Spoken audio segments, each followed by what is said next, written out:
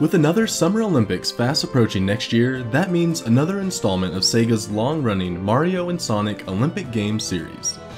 And Mario & Sonic at the Olympic Games Tokyo 2020 has a bit of a special vibe to it, being in Japan and also the first title on the Switch. Even so, this latest title mostly sticks to the tried and true formula and delivers a solid package that is a lot of fun even if it lacks depth at times. If you haven't played the series before, essentially Mario & Sonic at the Olympic Games Tokyo 2020 is a mini-game package.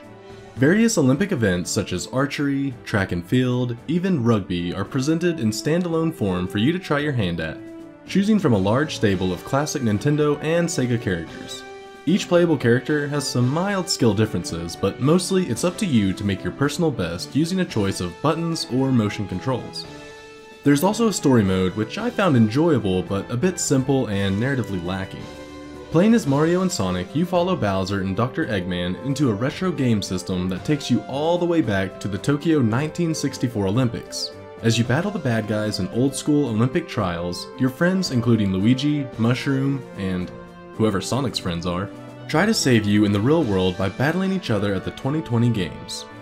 It's a cute story that does introduce you to the events of the game well. I just found that it was very simplistic and got a bit repetitive.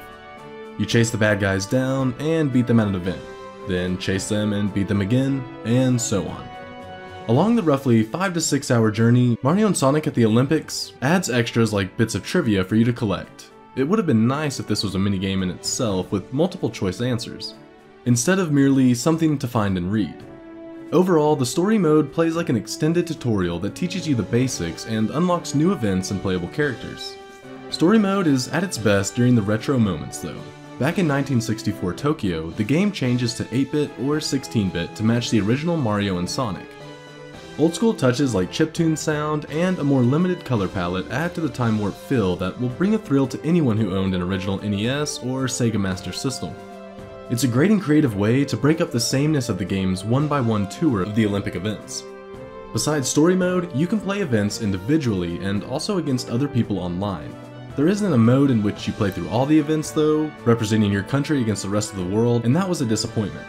I would have liked to see a mode like this that lets you compete against AI foes in a continuing medal race, which is such a big part of the fun of watching the real Olympics.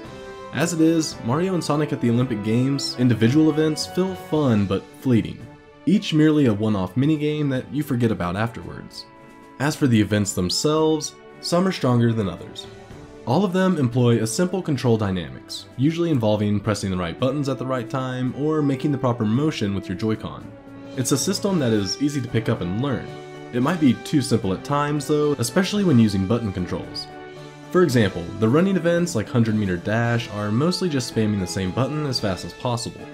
Sure, there is the option to use Joy-Cons for a more authentic feel, but honestly, many players will use buttons on this portable system. But there's just so many events to choose from that it makes up for the gameplay shortcomings. You've got the traditional choices like hurdles, javelin, or discus, but also newer events like surfing and rugby, and even dream events that put a fresh spin on the original. Dream racing was a highlight for me, with power-ups and obstacles that made it very much like having an entire Mario Kart game included for free. On top of all that, there's also the retro events like diving and volleyball, some of which could stand up well against real NES or Sega titles I played back in the day.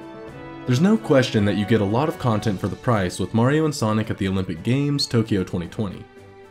On the technical side, the game is excellent and in keeping with the high standard of polish that we've come to expect from Nintendo exclusives. The 3D character renderings in the modern day scenario are fully animated and adorable, although not voiced. And as mentioned, in the retro scenario, a lot of work was clearly done to authentically recreate the look and feel of those classic games we love.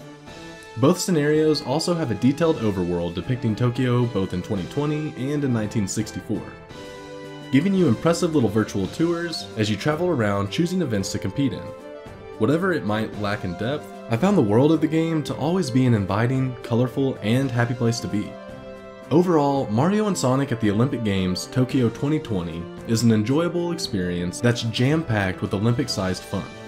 With so many events and modes to choose from, all presented in Nintendo's signature welcoming style, there's something for everyone here.